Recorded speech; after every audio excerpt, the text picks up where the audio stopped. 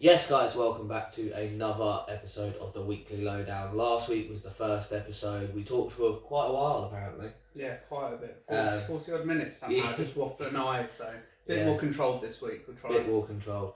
We've got a couple of topics to go through, so let's run it.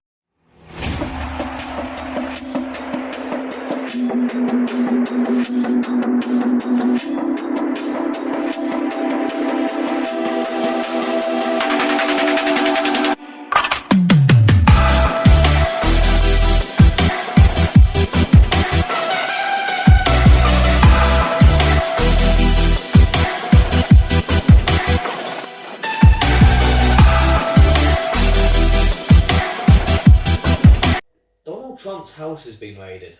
Yeah, a bit nuts, really. To be honest. Let's start there. Why? Yeah, and to be fair, first thing I will say is this house is a madness. Yeah. I literally, as soon as I saw his house got raided, I just saw the outer front gate piece, and I thought, I'll give that a quick Google.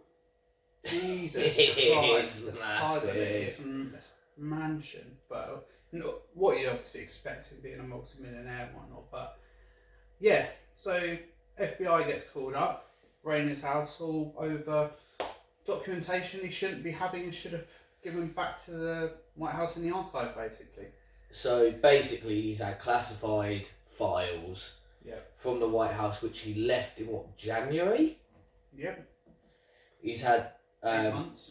Yeah, he's had these documents. The FBI managed to get a warrant, which isn't easy to do, by the way. No, because that was the other thing, is like they have to go through the federal piece, isn't it? Like you actually get a federal judge to do it, and they don't really give them all just as and when, is it? Like there actually has to be a legitimate reason behind it, and I think that's why they were saying like it wasn't like the FBI are trying to pull some political stunt over this. There's actual reasoning behind why it happened.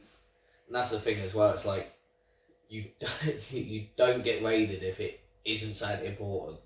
Like this is possibly like I've seen on Reddit and stuff like this where it's just kicked off. Like Twitter went into a meltdown at one point. It was like, is it documents to do with like Area 51 and aliens and like are we able to get into the centre of the earth and dinner? It's like calm the fuck down. Conspiracy, don't you? Calm the fuck down. Like, down. I love a good conspiracy, but Probably just covering up some extra payments he made to himself while he was in charge or something like that. it's probably covering up all the millions that everyone paid to their friends for COVID. And to be honest, we'll probably never ever find out. No, we won't. I don't know how they're going to release or leak that information. Like, well, in this day and age, you can never say never, can you? But yeah, interesting start to. Yeah, it's like we agreed to do this weekly, and then what was it? A day after we agreed, it was like Donald Trump's house has been raided, and I sat there and just went, yes. Great start. Yes. But yeah, there's multiple things it could be. Do we speculate on what we want it to be? I think it's just going to be money laundering of some form. I think that's a sensible-ish guess. Like, I think it's the only thing he wouldn't want to potentially come out, unless there is some massive conspiracy about something a bit more interesting, which would be that's a dream. That's a dream. Let me go with one of my favourite things that I've seen on the internet. What it could be. So, Donald Trump, years and years and years ago, knew a guy called Jeffrey Epstein. Jeffrey Epstein did a lot of dodgy things. Yep. Ended up committing suicide in prison. Yep. For doing the day before he was going to give out multiple names of people that were well-known paedophiles, including a possible president. Okay. He was then put on suicide watch. Yep. And then the night that he died, the cameras didn't work into his cell. The guards were asleep who were guarding his cell. Someone's on suicide watch and these people have had a nap. And then he's also dodgy, around, I can't remember his exact height, but people were saying he was in and around 6 foot. He hung himself from a 5'11" bedpost. Doesn't quite work out. Bit of a cover up there, isn't it? Yeah. And the guy that he was actually rooming with at the time before he got moved into this like special one to keep an eye on him, was a guy who was being known for killing people. Like the guy was a fucking unit. Yeah. Right. So, long story short, there's a picture of Donald Trump and Epstein together. Epstein had a little black book which had loads of numbers in. Apparently, Donald Trump's numbers has got like 10 or 12 different numbers in there. Yeah. Why would you need 10 or 12 different numbers for one person? You wouldn't. Exactly. So, my favourite theory is Donald Trump has taken the files that have links into Epstein and the other people that are connected to Epstein in this so-called paedophile ring in the big lot. So, your likes of Prince Andrew, allegedly. Allegedly.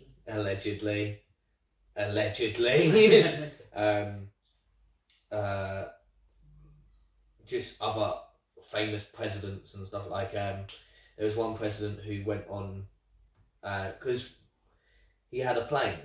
Jeffrey Epstein had a plane. Yeah. And for flight logs, you have to sign everyone in. Yeah.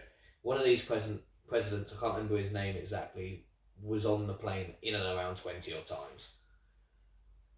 Because this plane used to fly across different areas across the world where there was different rules and different ages of young females, allegedly. Just gonna keep putting that in there. Allegedly. If I disappear all of a sudden, we know why. We know. Yeah. So it was a massive conspiracy, but literally I saw it and just went, yes. He's covering it up, making sure that his name's nowhere near it. Yeah. And then the FBI have gone, give us back the papers that you've taken from the White House. Yeah, we know what it is, and then bang. That would. It's most likely money laundering, allegedly. That's very interesting conspiracy and actually very. So didn't even know about that one. So Epstein and Trump knew each other for years, and then when it came out that Epstein was a paedophile, Trump did the whole, we haven't spoken for ages. A bit like what Prince Charles did when Jimmy Savile was accused. We have to say accused. Yeah. He went, well, I didn't know. Like, you know if your mate's into a bit of dodgy stuff, you know what I mean? So there was loads of photos of them together. He was also very close with Ghislaine Maxwell, who was the lady who was Jeffrey Epstein's right hand, basically. Yeah. We'd get the girls and stuff like this, a procure of girls for him. And before we go into a massive tangent about that, because whatever, so that is one of the theories that's out there, and it's by far and away possibly my favourite theory, because Ghislaine Maxwell was actually in court around the same time that the Johnny Depp case was going on. Got you. But no one heard anything about it. No, I was going to say, because something the Johnny else took Depp the limelight, didn't it? Case was out there. So, was he doing something dodgy, or was he covering up paedophiles and his friends, allegedly? We'll find out soon, won't we? Well, we're not going to. No, we never will. It will never stay hidden, won't it? But I'm going to say, allegedly, Trump had documents that could have tied him into being friends with a well-known procurer of females under the age of legal tender. Allegedly. Okay, away from Trump and Trump's mess and America, to another American. Alex Wassabi. God, this man. Yeah, he got some balls, didn't he? Some balls. The fact he's been called Alex Wassabi online has made me very happy. Yeah. Keemstar went on a massive rant. Fucking loads of people have. He hasn't done an apology to his fans for pulling out the fight. He obviously pulls out the fight with a doctor's note. JJ had to say on a few things because it was classed as a doctor's note. So Matt, my guy literally turned up to how a lot of girls turned up to PE at my school and just went, I've got a doctor's note, I can't do it. Yeah. Literally. And then pulls out with a concussion. There's apparently been a CT scan that JJ tweeted about. No proof of. No, haven't seen anything of a concussion. No proof of a CT scan. But then he goes and trains in a gym 2 days after pulling out. Yeah, that was a bit weird, and not just training, sparring, wasn't it? Yeah. So yeah, you can imagine like what are the scenes going to be, especially the backlash he's had from his new fighter's choice in first fighter's choice before he stepped up to the new field. But yeah, why would he do that? You keep on the down low.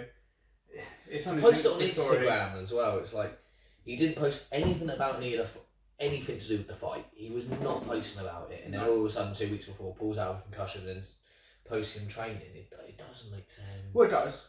Paid off by Jake Paul. Yeah, he has been paid off by Jake Paul. So I think that's where it makes most sense, doesn't it? But on the flip side, it's going to be a bit more entertaining seeing him fight twice in one night. Yeah, so JJ has taken up a second opponent because he was going to fight Swarms. Now he's also fighting Ivan Nikolev, I think it's pronounced, a Bulgarian fighter he's won 3 fights, lost 16, drawn 2. But at least he's a professional. But he's a professional fighter, which is more than anyone in the YouTube space has actually fought. Yeah, and I think that's the thing. It's like, I can't remember who I was watching. I've just given some commentary on, but they were saying how he's going to be one of those doggy fighters, basically. Like, yeah, he's and it's those journeymen, isn't it, that they go through, and they're going to have to try and battle through it. And fair play, if he managed to get the win, fair play. Do you know what I mean? I think it's kind of, he's taken a lot of pressure off himself in that main fight. Yeah. On the basis, one, he's fighting before. Yeah. And two, obviously, the disclaimers he put in terms of if actually Swarm takes him for a good fight, and he's said not to be able to buy a doctor, so he'll get a doctor's note. Yeah, he'll get the doctor's note. Except I'm sure he'll have it in front of him on main stage to say why he can't. Yeah. But we'll see. Like, it's good to actually see him have the bottles to do it. Yeah. And actually choose someone who's an actual professional, not one who's got to professional status and had their first fight against him. Actually. Yeah, someone who's had a few He's got fights. experience. But have you seen the Keemstar absolute meltdown, by the way, over this? No. So obviously Keemstar. So Alex never posted about him pulling out. Mm-hmm. Keemstar let everyone know that he was injured, and then obviously that was it. Yeah, because it came out from Misfits. Keemstar first, wasn't Yeah. it? To say The Misfits Boxing under JJ was the ones that posted about him pulling out the fight. And Keemstar goes on it. It's a very valid point. I'm not a big fan of Keemstar. Yeah. And he basically said, why should we respect someone like that who hasn't given his fans a reason and then has been caught training anyway? Yeah. So his fans probably bought. That's not bad. Fans probably bought the pay-per-view buy or bought tickets to go to the event. That's the worst bit, isn't it? The fans who have had to actually buy tickets, your Wassabi fans, Yeah. who have bought tickets, and don't get me wrong, the undercard's quite strong actually. I think. Like, Yeah, it's the strongest undercard we've had in the YouTube boxing for quite a while. But yeah, he's got a very valid point there, isn't it? Like, It's all like these people are potentially planning over to come over, to spend the money, the planes. It's not cheap to come over from the US. It's like he has done no socials about any of this, hasn't posted an apology about backing out the fight, then started posting about this. He deserves no respect. He should not ever be mentioned the chance of fighting JJ ever again. Yeah. And he just went on this mad meltdown. It must have been like a 2-3 minute clip on Twitter, which ended up coming onto like TikTok and stuff like that. Yeah. And like he hit the nail on the head. Why should we respect someone who is, yes, it's influencer boxing, but you're still fighting at a professional standard? Yeah. Well, it's and he's taken the piss out of this influencer boxing thing. Yeah, and I think it was watching the face-off between King Kenny and Faye Sensei. Yeah. And they said, like, obviously, the fact of the matter is, even though they're influencers, they're still training bloody hard and taking the sport seriously. Like, it's not like they are critiquing it, and it's kind of what he's just done here is just taking the piss. And it's like people have been saying, like, JJ's been training 2-3 times a day, sparring once or twice a day. Like, he's not taking it easy. No. And especially now he's got to up that because he's got 2 fights in one night. Yeah, there'll be 6 rounders, so you train like a normal, but you're fighting 2 different style of boxers. One exactly. no one has ever seen fight. No. which will be interesting to see how that goes. But yeah, last one, Alex Wassabi, I think now he's done. Yeah, in the nicest well, way. He's had his couple of years because he effectively retired for a bit, didn't he? He stopped doing any videos for ages, and then the G5 happened, and that's where he kind of came back into the limelight a bit. But I think after this now, yeah. But you can't go on and say, oh, I beat your brother, I'm going to humble you, and then pull out 2 weeks before. Yeah. 2-3 weeks before. Yeah, but you could tell he just wasn't he even wasn't confident in their face-off anyway, so, yeah. Yeah. So, we'll jump back across the pond, and each week we'll do stuff that from the world of media and YouTube and into politics like we have today, and then we'll drop back into sport and football. Yep. I can imagine your household on Saturday night was very upset, seeing as you are dating a Manchester United fan. Yeah, she was not the best pleased. We were actually at a friend's house, and you had all of us just watching the game, watching them get pumped, and her face, it wasn't. She wasn't the most pleased. We would just say, like, it was a shock to 100% a shock. Like, I was in my fantasy team actually. Shocked. I don't know why. I was shocked at the score. I wasn't shocked that they lost. I thought they would have to come out and get a win. I thought they would, but it was just so sloppy at the start. But on the plus side, had a centre back from Brentford in my fantasy team, so clean sheet. But it was awful start. It was just awful the whole time, wasn't it? Like, I think that's the thing. Like, they said how their work rate was like, ran something like between 10 and 25 more kilometres as a team than the United players.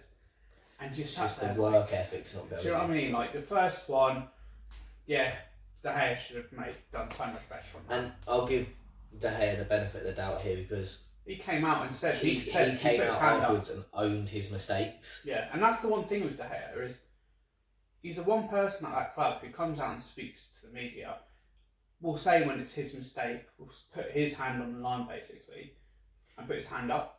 Yeah. Whereas the rest of them kind of hide behind it all, like Maguire saying, "Oh, it's not good enough." Like, he wasn't pinpointing about his performance. He was just saying it wasn't good enough, and it wasn't good enough generally as a team. But when you've got people like that who are making mistakes, like the second goal, I was sat there like, can a keeper not kick it out anymore? Do you know what I mean? There's so many teams where you just don't see them actually kick it from their hands or do a long kick unless it's kind of 88th minute trying to get an equaliser or a goal or something like that. But you sat there like, Martinez has played it to De Gea, which is weird.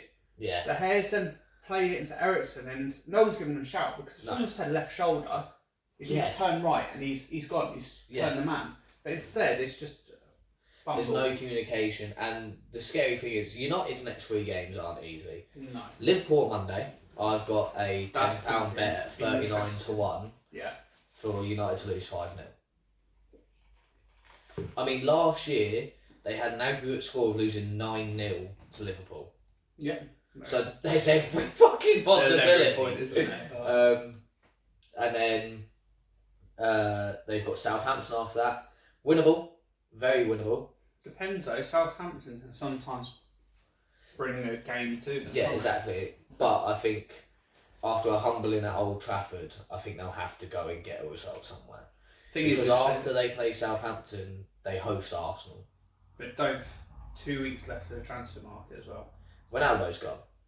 The thing is they should never have gone for him in the first place. No. Don't get me wrong, he got a lot of goals for the team and everything like that. I'm not saying that someone else couldn't have still done that in those positions and potentially delivered a bit more. But you can't build your team out around a 36, 37-year-old player. No. Hey, you look at last season, where you had Cavani and Ronaldo, 2 main strikers. But Cavani's work rate was there. Yeah. He was happy with the pressing style. Yeah. And that's the thing. But kept the wrong striker. Yeah, definitely. But they need the talisman for the money, probably. Yeah, most likely. But you're then looking at what are their options really to buy striker wise? Who's going to want to go to not just play Champions League football? Like, they need to go through that rebuild Arsenal did now. No, they do.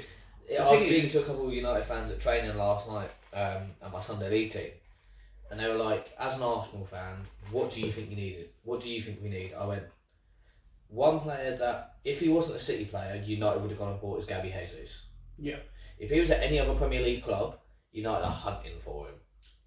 Because he can play anywhere across that front three. He can score goals, he can provide. Yes, he can have his moments where he's not as good. I get that, I'm not gassing him up to the best striker in the league.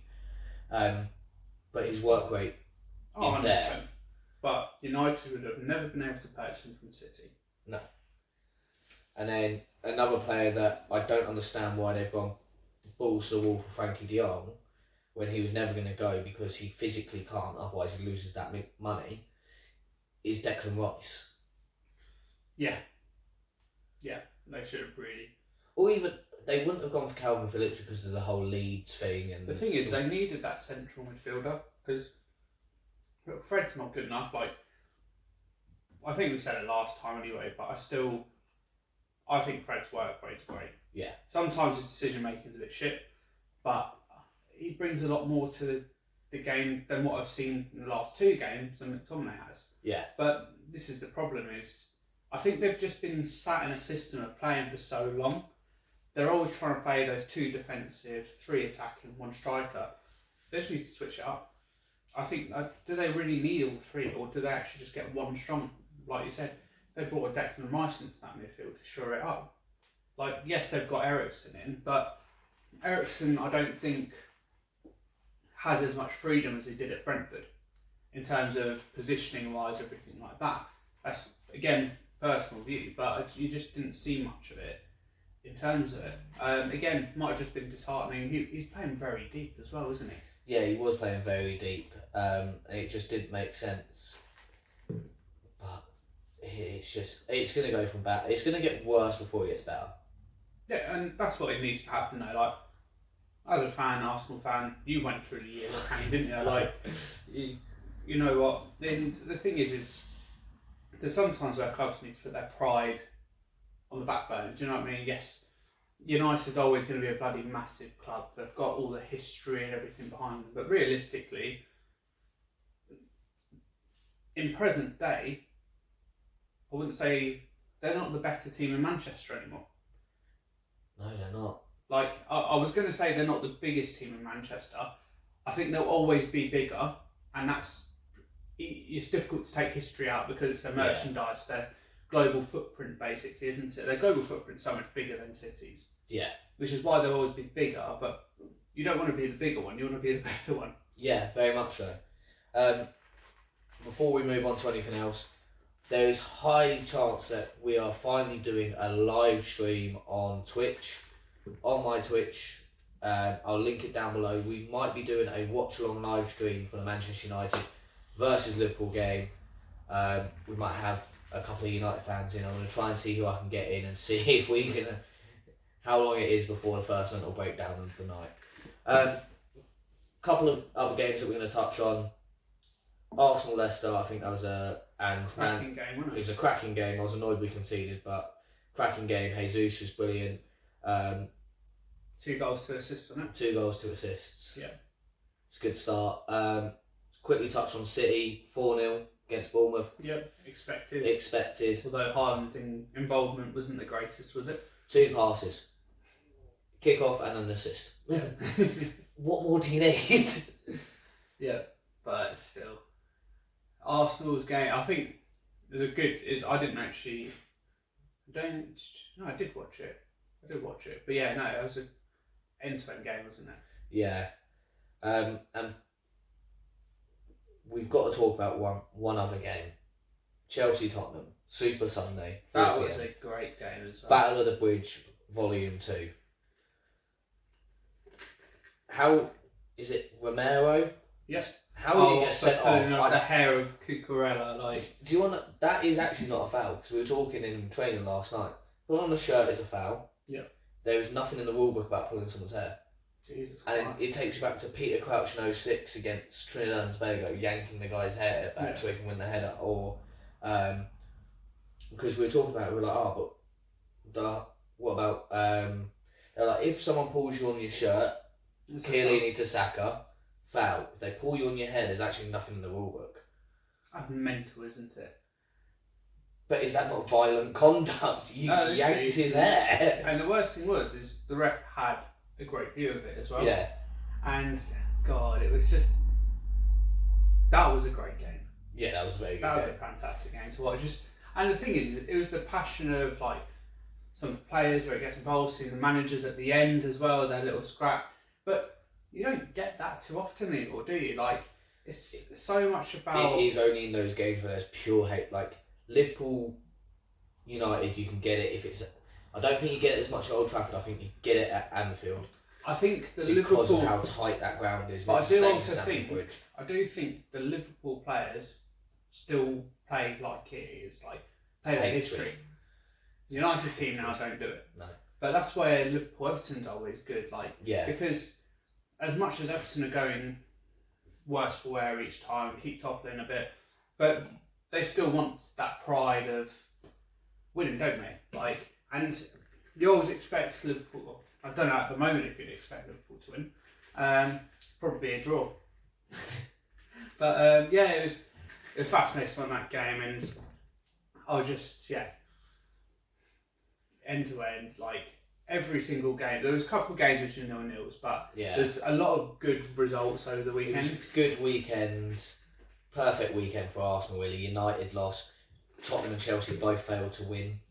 Liverpool drew as well, which obviously Arsenal are we're going for top 4 this year. Like, I don't see anything other than that. If we win a cup on the long side, like, I've got Arsenal fans in the group chat going, we were City, the only unbeaten, the only 100% team this season. It's 2 games in, mate. Have a day off. Oh, don't. This always happens every year. Yeah. Every year, and this is the strongest you've been for years. Yeah, it is. That's why I want the cup. But let's not take the piss here. We're not gonna win shit. Nah, you'll get your top 4, hopefully, unless. This is what I mean. I don't see Chelsea hitting top 4 because I think they were the better side, but if you're the better side, you should be winning that game. 100%. And you should not be conceding in the way they conceded at the end. Yes, there's a foul. You see Jorginho try and do that fancy little flip in the box. Yeah. Most overrated midfielder in the Premier League.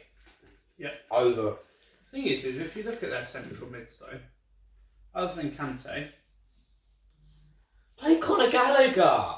Play Conor Gallagher. That's the problem. I don't know why he stayed. I'm really play Conor Gallagher.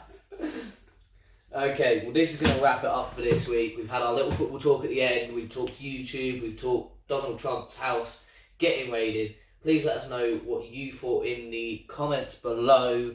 If you'd like the name of the weekly lowdown, if you want us to change the name, if there's anything you guys also see that you want us to cover over the next week, because we'll meet probably next week to do another one of these, possibly if Tom likes me enough to do it.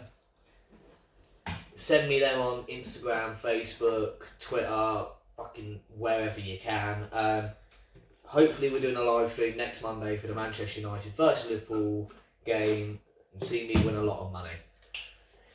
Please like this video, subscribe, hit that notification bell to stay updated every time we upload, and we'll see you next time.